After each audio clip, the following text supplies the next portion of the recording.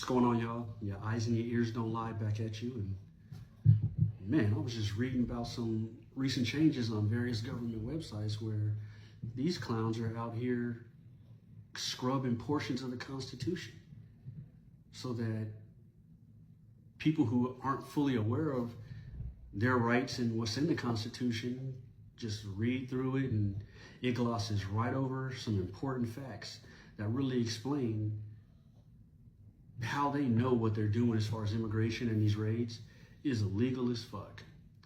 And no, I'm not defending illegal immigration because we're a country of laws, despite the fact that our leaders don't follow them and a large portion of their followers don't.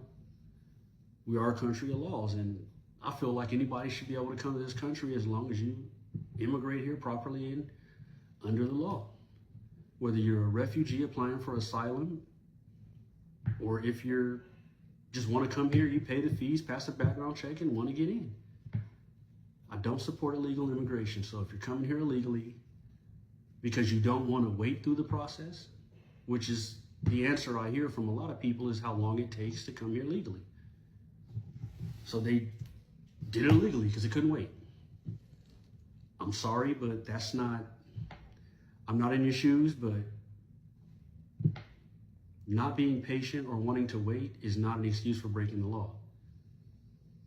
If you're an asylum seeker, a refugee, as long as you come through the port and you declare yourself, you're going to be moved to somewhere safe. Or that's how it used to be.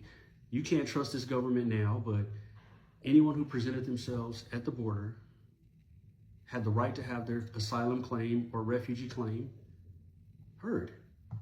The problem is with our government is that these hearings should not be taking years and years to happen. So you'll allow some of these people in this country and it takes years to get a hearing, but they're not able to work legally. So you come over here to be homeless, or what are you going to do? You're going to find work any way you can. And that's not all of them, but that's a lot of the people that are here right now that are working in agricultural farming. They're working in construction, landscaping. They're working back-breaking jobs, because you see now, as they have been rounding up people, especially in the red states, but all over the country, especially in the Midwest, where you haven't made a lot of arrests, but because there's fear of being arrested, people are just not coming to work anymore. And you're seeing the impact it's having on people, especially these white Republicans who voted for Trump, because you thought it wasn't going to be you. My employees are going to be fine. You're going to get the others. We're in blue states that 87% of us voted for you. So you're not going to do anything that's going to hurt us. Where the hell did you think he was going to try to find these imaginary 11 to 14 million people he says are here illegally?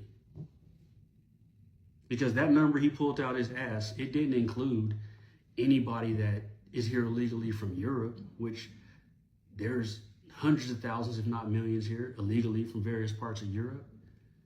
People that are here illegally from Canada, people that are here illegally from Asia. But he sure wanted to make sure we knew that he was going to go after the Latinos and anyone coming from Africa that's here. So I've said it multiple times. I'm not an advocate for illegal immigration, but I am an advocate for the right to due process. Because when you start allowing the powers that be to skirt our Constitution and the laws, where will they draw the line? And that's what they've done, where they know that they're violating Section 9 and 10 of Article 1 of the Constitution, which specifically details out habeas corpus protections and the rights and limitations of state governments. And that's disappeared from a lot of the government websites. Official places where you could go and you could read the Constitution in its entirety is now still there with this section omitted.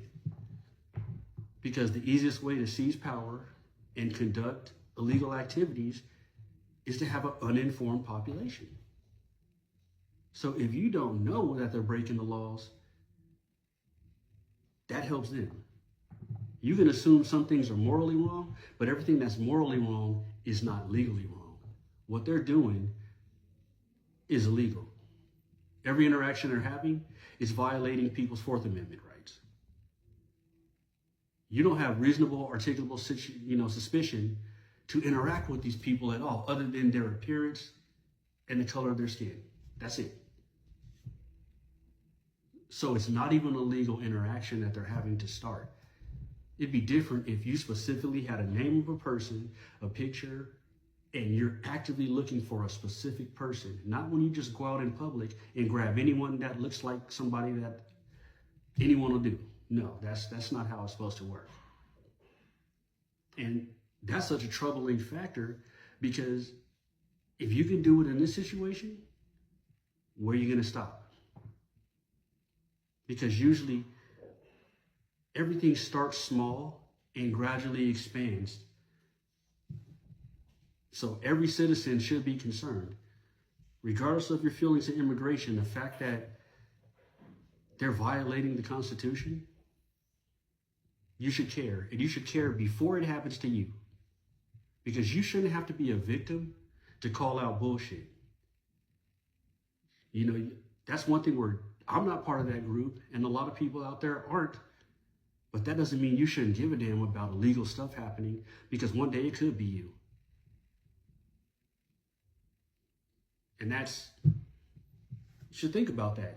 All these groups that are being targeted by the government, you may not belong to them, but you may be the next group they select.